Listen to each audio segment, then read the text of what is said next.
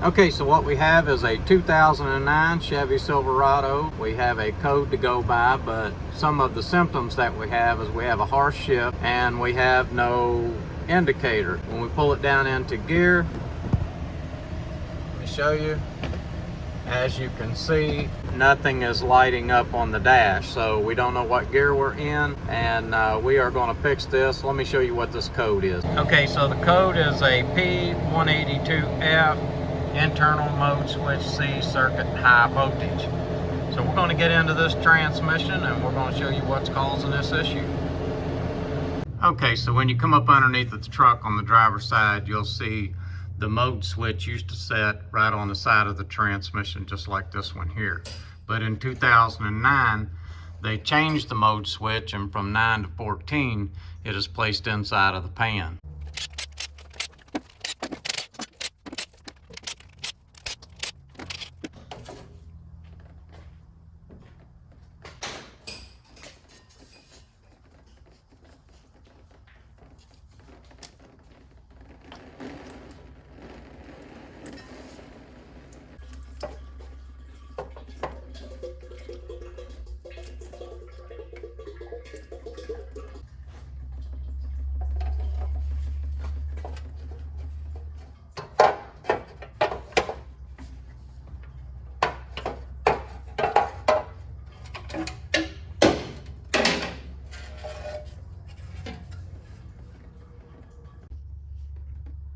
Alright, so we got the pan down.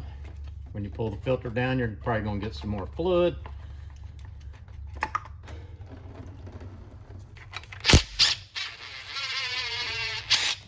Okay, so coming up towards the valve body, you will look right back here where the parking rod is going into the parking pawl. And what we want to do is I am just going to kick this into neutral. So make sure that you have your truck chalked before you do this. I'm going to just pull this rod out of that parking pawl, and that way I don't have to take all the valve body and all that off to get to it. All I've got to do is just pull this rod out and slide it back up in there. So let's see how we can get that done. Okay, so what I want to show you is where I'm taking this shift cable loose. There's a clip that slides down inside of it. I'm going to take the clip out, and then I'm going to come up here and I'm going to take the nut off right up inside of there. I am not going to unhook the shift lever from here because the plastics are really weak and a lot of times they will break off. So what I'm going to try to do, take that nut off and then take the whole shift lever loose and just leave it hooked to the cable. So let's see what we come up with.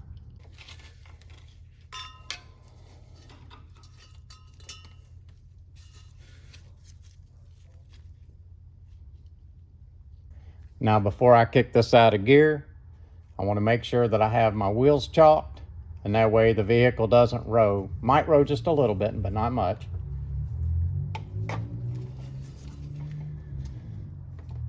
Now what I'm doing is putting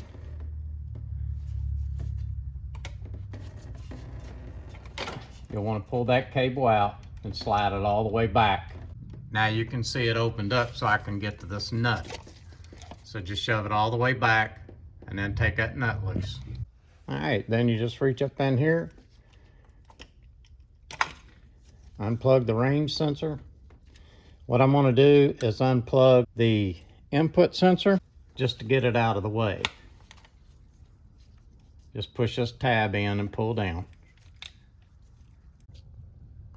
Okay, so at this point what you're after is this pin. Let me get my other glove up here because it's green. It'll show it up a little better. You see this pin? You can feel some tension against it because we're still hooked up back there on the parking pawl. So what we've got to do is just kind of hold this direction. We've got to drive this pin out. It's going to be hard for me to video. Okay, I'm back against it. I'm going to get a smaller punch. Okay, so I got the size punch I need to finish driving the pin through. Let's pull this down. Let's see if I can get on it.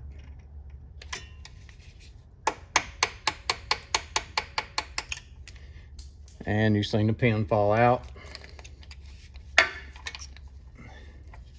Okay, so I went ahead and took the nut off of the shift lever rod.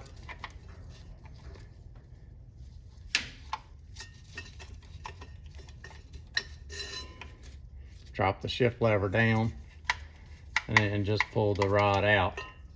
At this point, you have the hookup for your manual valve that you need to take loose. Okay, so once you get to this point, you want to pull your manual valve out like that. Bring it down. And you see how it's bent right here? Let me see if we can get a better angle. What you'll do is you'll just turn it and bring it right out like that.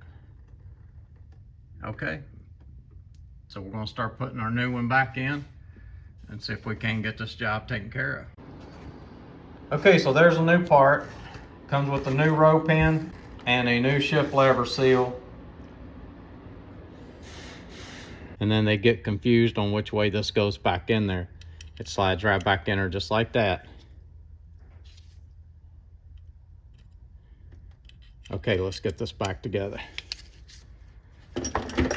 Okay, so the first thing you'll want to do is put your manual rod back in to the shift lever rooster cone. Let me show you. Just set it up there and slide it back in just like that. Now you've got to get your parking rod back in to your parking pawl, and I'm going to show you how to do that. Okay, to get your parking rod back into the parking pawl, you see the parking pawl has fell down. Let me get something and show you. The parking pawl has fell down. It should slide up like that, and you slide the parking rod straight back in beside it. So let me show you.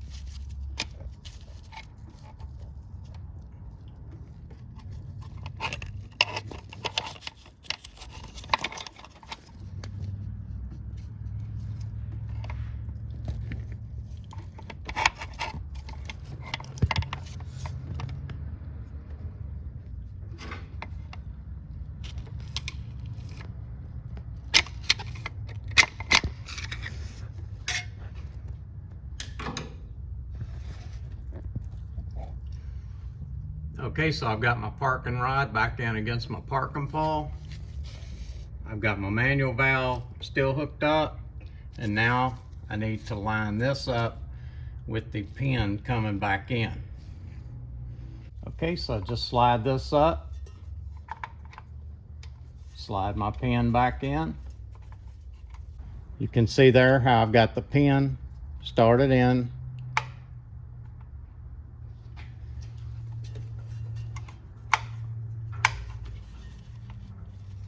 And you just slide it through.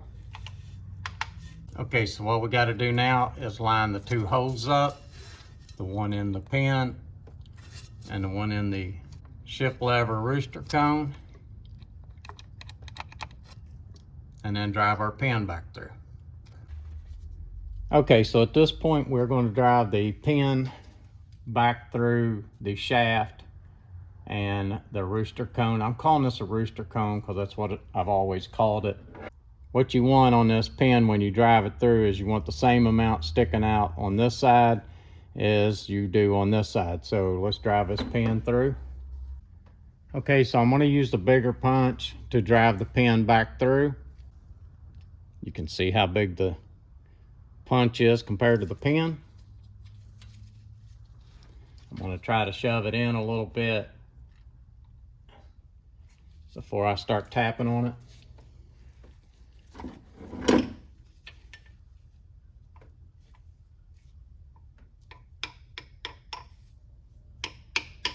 Guys, it's going to try to move on you every time you touch it.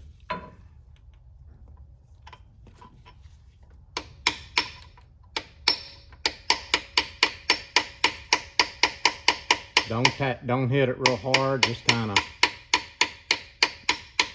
it'll kind of bounce around there a second and then it'll start going.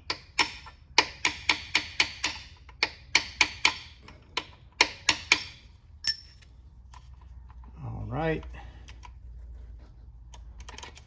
Just a little bit more, and that'll be halfway. All right, just a little bit more, and that put me the same amount on one side as it does the other, so that I can assure that the pin's not going to fall back out on me. Okay, so you can see that I got about just as much on one side as I do the other. And we can start putting everything else back together now. Okay, so the first thing I'm going to put on is my detent spring for my rooster cone. And you need to make sure that it slides up into this slot.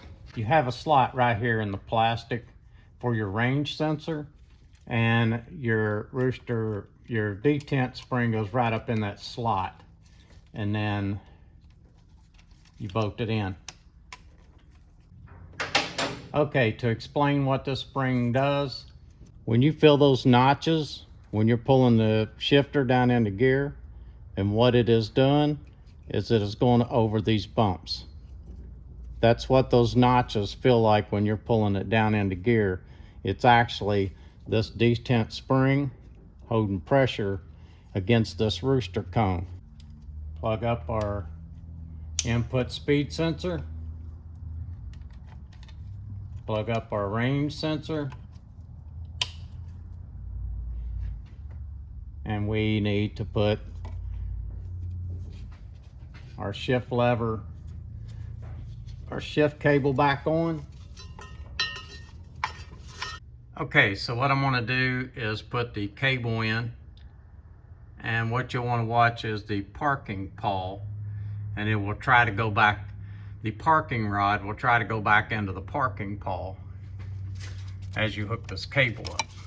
Okay, so now what I want to do is try to move the truck a little bit. I want to see that parking rod slide back into that parking pawl so I know it's working right.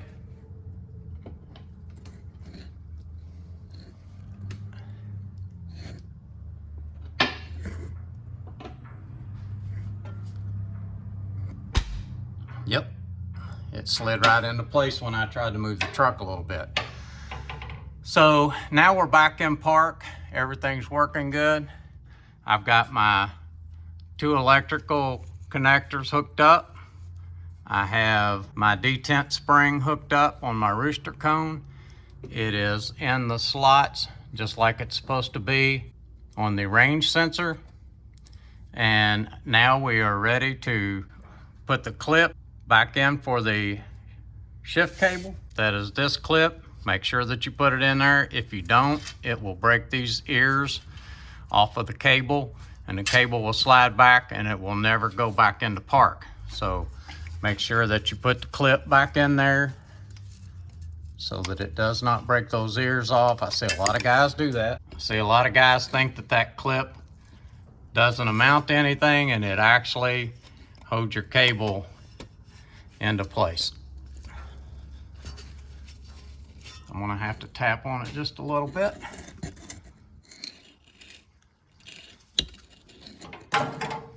Gonna have to push on it a little bit with the screwdriver to get it all the way down in there.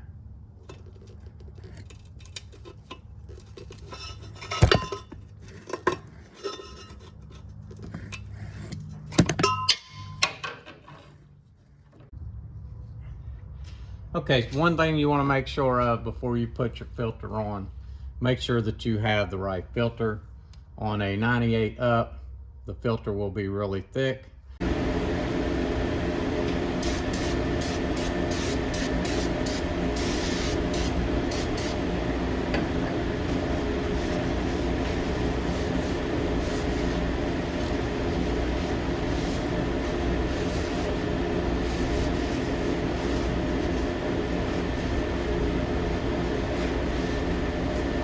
Okay, so we're just going to do a quick erase on this real fast here, and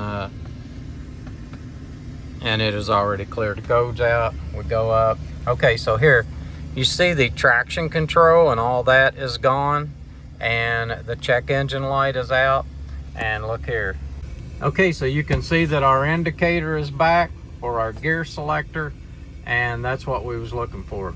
So I'm going to take this down the road. I'm going to check it out.